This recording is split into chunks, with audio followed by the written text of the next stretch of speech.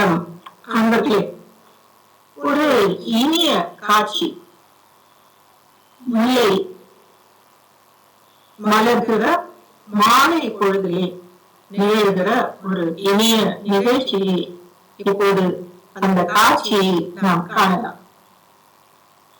மாலை நேரம் ஒரு கிளி, அது தளிரது நிறத்தை பெற்றுள்ள கிளி, அதனுடைய வளர்ந்து வருகிற வளர்ச்சி பெறாத பார்ப்பு, அதனுடைய சிறகுனை போன்று மழை பெய்து கொண்டிருக்கிறது. அந்த மழை பெய்ததன் தொடர்ந்து பெய்ததன் விளைவாக மரங்கள் செடிகள் எல்லாம் தளிர்த்து அந்த பசுமையான ஒரு சூழல், தன்மை நிறைந்த ஒரு சூழலிலே ஒரு பாறைகளின் இடையில் எல்லாம் சுனைகள் தண்ணீரால் நிரம்பி இருக்கின்றன. அவை அந்த பாறைகளின் நடுவே ஒரு கண்களை போல அமைந்திருக்கின்றன. இந்த மழை துளிகள் விழ விழ அந்த சேரும் நீருமாக இருக்கிறதுலே இந்த மழை துளி விழும் பொழுது அது துள்ளுகின்றன. ஏதோ மொட்டுகள் விழுந்து துள்ளுவதை போல அந்த காட்சி இருக்கிறது. அப்படி அந்த சூழல்ல காற்றின் காரணமாக கிளைகளில் இருந்து அந்த தேன் சொரிக்கிற வண்டுகள் குடிக்கிற அந்த தேனை சொரிக்கிற மலர்கள் தரையிலே விழுந்து கிடக்கின்றன. அவற்றின் மீது ஒரு தேனின் உருளை உருண்டு போகிறது. அந்த தடத்தின் வழியாக நீர் விரைந்து ஓடுகிறது. அது காவுகள் ஓடுவதை போல, ஒரே சீராக ஓடுவதை போல ஒரு காட்சி இருக்கிறது.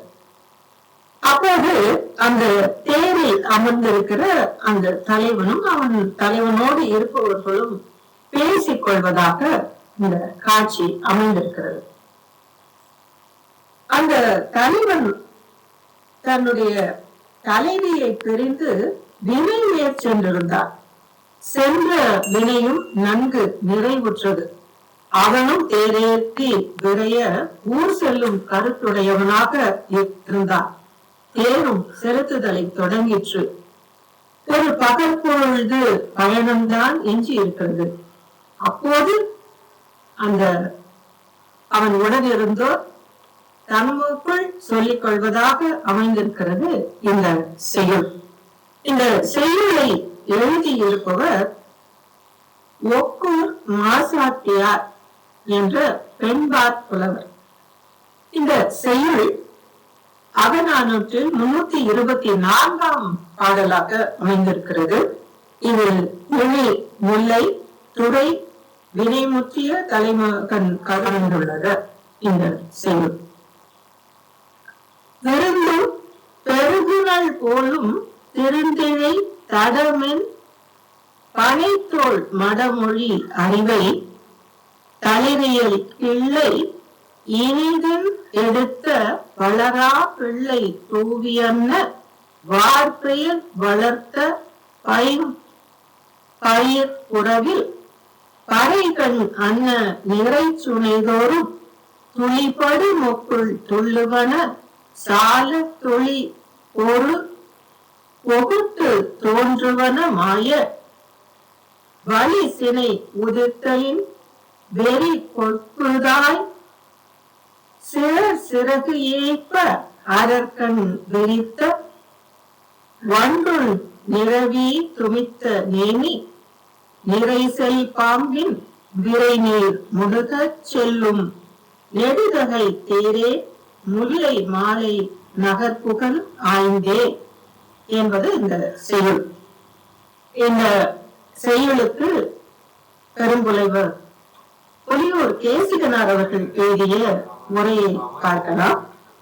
தளிரினது பசுமை அழகினை பெற்றுள்ள கிளியினது இனிதாக வளர்ந்து வருகிற அதன் வளர்ச்சி பெறாத பார்ப்பினது சிறகினை ஒத்து காட்டினிலே பசுமையான பயிரினை வளர்த்திருக்கும் காரையின் கண்ணை போல விளங்கும் நீரழிந்து விளங்குகிற சொல்தோறும் மழை துளி பழுதரா காற்றுக கிளைகளிலிருந்தும் உதிர்வதால் மனம் பரப்பியபடி கீழே விழுந்து சிற்றிலி பறவையின் சிறகுகளைப் போல அறப்பட்ட நிலத்திடையே கோலம் செய்த வங்கினம் தேனுண்ணும் நறு மலர்களை ஊடறுத்து சென்ற தேரின் உருளைகள் கொழுந்த நிலத்திடையே பிளந்து சென்ற தடத்தில் மழை நீரானது வரிசைப்பட சென்று கொண்டிருக்கும் பாம்புகளைப் போல தோன்றியபடி விரைய முடுக்கி செல்லும்.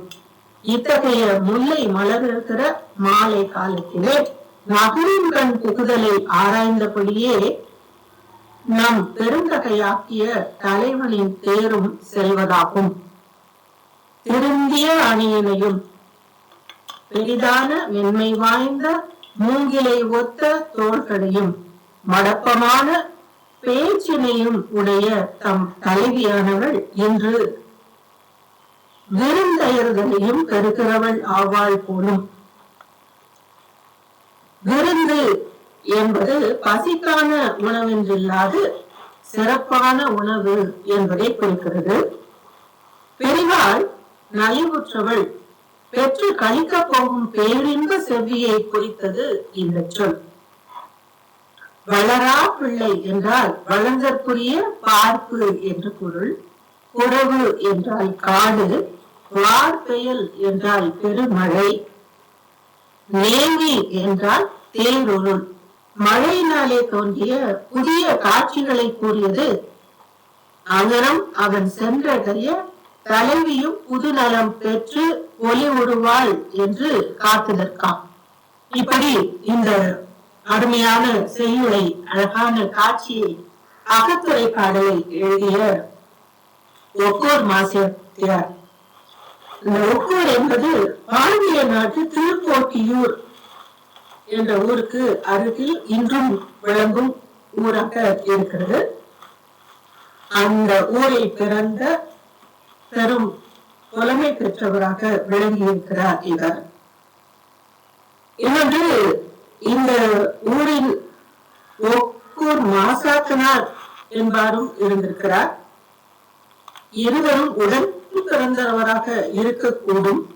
இவர்களும் இருவரும் புத்த நெறியை பின்பற்றுபவர்களாக இருந்திருக்க கூடும். அந்த பெயரை காரணமாக அப்படி ஒரு எண்ணம் இருக்கிறது என்றெல்லாம் ஒளிவர் கேசிகனார் அவர்கள் தன்னுடைய தெளிவுரையிலே இந்த புலவரை பற்றிய குறிப்புகளையும் வழங்கியிருக்கிறார்கள். இவற்றை உங்களோடு பகிர்ந்து கொடல் பெருமகிழ்ச்சி அளிக்கிறேன். நன்றி. வாய்ப்பளித்தமைக்கு நன்றி. வணக்கம்.